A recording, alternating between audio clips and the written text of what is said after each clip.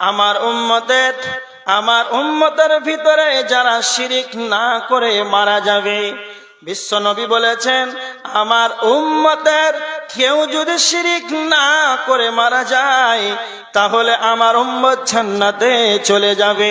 এটা কে বলছেন না তো স্বয়ং জিবরাইল এসে বিশ্ব নবীকে বলছেন। সঙ্গে সঙ্গে বিশ্ব নবী জিবরাইলকে বলে দিলেন কুলতু ওয়া ইনসান ওয়া ইন শারাকা, জিবরাইল তুমি বলে দাও আমার উম্মত যদি চুরি করে, যদি জিনা করে, যদিও সে চুরি করে জিনা করে তবে কি সে জান্নাতে চলে যাবে? সঙ্গে সঙ্গে জিবরাইল বলে দিলেন ক্বালা ওয়া ইনসান ওয়া ইন শারাকা, যদিও সে চুরি করে, যদিও সে জিনা করে, শিরিক না করে মারা গেলে জান্নাতে চলে যাবে। কথা ভালো করে বুঝেন। আল্লাহ রসুল জিবরাইলকে বলেন জিবরাইল কুলতু ওয়া ইনসান ওয়া ইন শারাকা, যদিও সে চুরি করে জেনা করে তারপরে কি জাহান্নাম চলে যাবে? তখন জিবরাইল বললেন ক্বালা ওয়া ইনসান ওয়া ইন শারাকা, হ্যাঁ যদিও সে চুরি করে জেনা করে তারপরে শিরিক না করলেই জান্নাতে চলে যাবে। তো এমন মানুষ আছে শিরিক করেনি কিন্তু অনেক বড় বড় পাপ আছে, অনেক কাবিরা সাগিরা অনেক বড় বড় গুনাহ আছে, তাহলে কি হবে? তাহলে জান্নাত চলে যাবে? মুহাদ্দিসগণ বলেছেন এই হাদিসকে সামনে রেখে যে যারা বড় বড় গুনাহ করেছে, চুরি করেছে, জেনা করেছে, আরো বড় বড় গুনাহ করেছে, পিতামাতার খিদমত করেনি, যতগুলো তার গুনাহ আছে আল্লাহ সুবহানাহু ওয়া তাআলার ইচ্ছা, যদি আল্লাহ চান তাহলে তাকে ক্ষমা করে দিবেন, এটা আল্লাহর ইচ্ছা। আর আল্লাহ যদি চান তাকে তার কাবিরা যতগুলো গুনাহ আছে সমস্ত গুনাহের শাস্তি তাকে জাহান্নামে দিয়ে আবার তাকে বের করে জান্নাতে দিবেন। এটা মত পাশ করেছেন। যদি কালে সে এইভাবে বড় গুনাহ করে তাহলে তার পাপ সমপরিমাণ তাকে জাহান্নামে দেওয়া হবে, তারপর থেকে আবার জান্নাতে দেওয়া হবে। এই জন্য বলা হয়েছে। তো আমার আল্লাহ বলেছেন জান্নাতে যদি যেতে হয় তাহলে শিরকের গুনাহ করা যাবে না, আল্লাহ তাদেরকে ক্ষমা করবে না। ইন্নাল্লাহা লা ইয়াগফিরু আন ইউশরাকা বিহি, নিশ্চয় আল্লাহ তাদেরকে ক্ষমা করবে না যারা শিরকের মতন গুনাহ করেছে, আল্লাহ তাদেরকে পশ্চিম কালো ক্ষমা করবে না।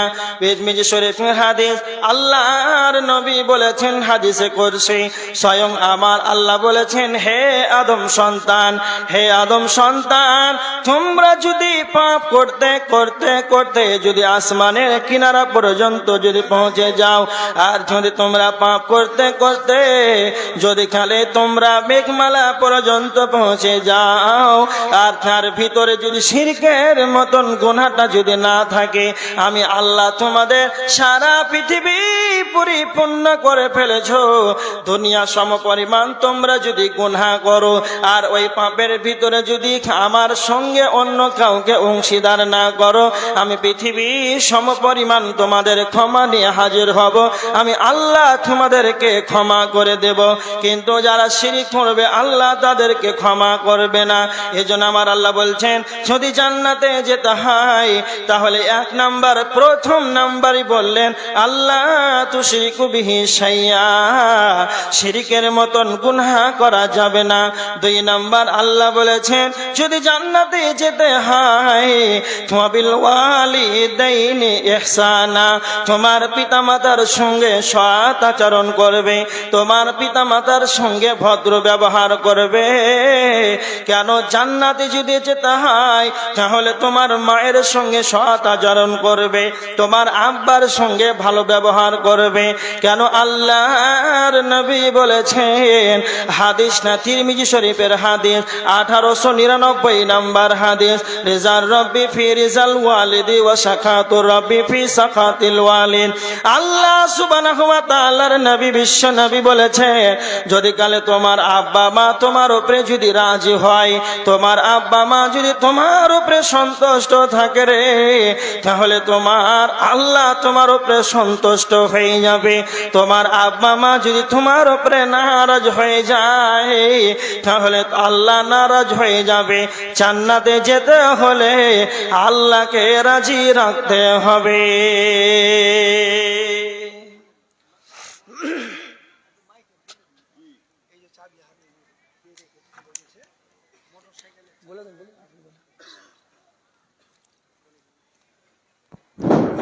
একটা মোটর সাইকেলের চাবি পাওয়া গেছে, যদি কাউরে হয় এখানে খোঁজ করবেন, আছে স্টেজ আছে। তাহলে 2 নাম্বার, আল্লাহ সুবহানাহু ওয়া তাআলা বলেছেন যদি জান্নাতে যেতে হয় পিতামাতার খিদমত করতে হবে। তোমার আব্বা মা যদি তোমার উপরে রাজি থাকে, সন্তুষ্ট থাকে, তাহলে তোমার আল্লাহ তোমার উপরে সন্তুষ্ট হবে। তোমার মা বাপ যদি তোমার উপরে নারাজ, আল্লাহ নারাজ, জান্নাতে কি হবে? কেমন করে তোমার জান্নাত হবে? তো আমার আল্লাহ বলেছেন وَقَضَى رَبُّكَ أَلَّا تَعْبُدُوا إِلَّا إِيَّاهُ وَبِالْوَالِدَيْنِ إِحْسَانًا।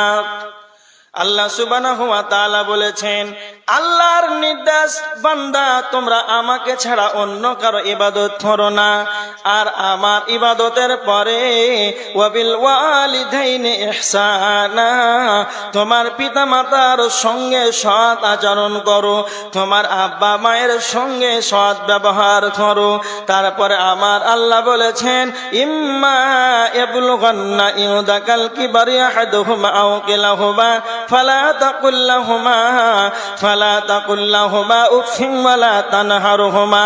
তো আমার আল্লাহ বলেছেন তোমার পিতামাতা যদি বার্ধক্যতে উপনীত হয়ে যায়, তোমার আব্বা মা যদি অসুস্থ হয়ে যায়, তোমার আব্বা মা যেন বার্ধক্যতে উপনীত হয়েছে, চলার আর ক্ষমতা নাই, ওঠার ক্ষমতা নাই, পেশাব পায়খানা যেন বিছানাতেই করে, এই অবস্থায় যেন তোমার আব্বা মা যেন সোজা হয়ে দাঁড়াতে পারে না, তোমার আব্বা মা বার্ধক্যতে একবারে যেন পড়িয়ে গিয়েছে, সেই সময় তোমার পিতা মাতার সেবা করো, ওষুধ লাগবে ওষুধ দাও, তাদের খাবার লাগবে খাবার দাও, তাদের পরনের পোশাক দাও, বিভিন্ন কারণে যা যা যা যাবতীয় জিনিসের পিতা মাতার প্রয়োজন, সেই দিকে তুমি তোমার বার্ধক্য অবস্থায় তোমার আব্বা মার বার্ধক্যনিত উপনীত হয়েছে, এই সময় তোমার মা বাপের কি কি লাগবে তোমাকে সেটা দেখে বুঝে নিতে হবে।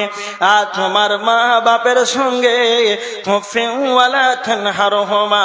তোমার পিতা মাতাকে ও শব্দটি বলবে না, জোরে কথা বলবে না, ধমক দিয়ে কথা বলবে না, ভর্ৎসনা করে কথা বলবে না। কেমন করে তোমার মা বাপের সঙ্গে তুমি কথা বলবে? তো আমার আল্লাহ বলেছেন ওয়াকুল্লাহুমা কাওলান কারীমা, তোমার মা বাপের সঙ্গে নরম নরম নরম ভাষায় কথা বলবে, মা বাপের সঙ্গে জোরে কথা বলা যাবে না। তুমি যদি প্রধানমন্ত্রী যদি হয়ে যাও, তুমি যদি MBBS ডাক্তারও যদি হয়ে যাও, তুমি যদি মিলিটারি হয়ে যাও, যে দপ্তরে তুমি যেই কাজের হয়ে যাও না কেন, মনে রাখবে তুমি তোমার মায়ের ছেলে, তুমি তোমার মায়ের ছেলে, এর চেয়ে বেশি কিছু নাও।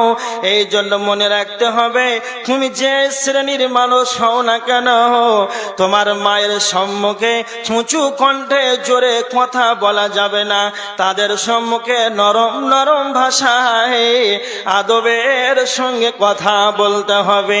তুমি যেখানে সেখানে জোরে কথা বলবে, তোমার পাওয়ার আছে, তুমি চাকরি করেছো, মিলিটারি তোমার চাকরি দিয়েছে সরকার, সেখানে তুমি কাজে লাগাও, কিন্তু তুমি মনে রেখে দাও তোমার মায়ের সম্মুখে যখন তুমি দাঁড়াবে, তোমার মায়ের সঙ্গে যখন কথা বলবে, আদবের সঙ্গে তোমার মায়ের সঙ্গে কথা বলবে, সেখান তুমি তোমার মায়ের ছেলে, এর চাইতে যেন বেশি কিছু হতে পারে না।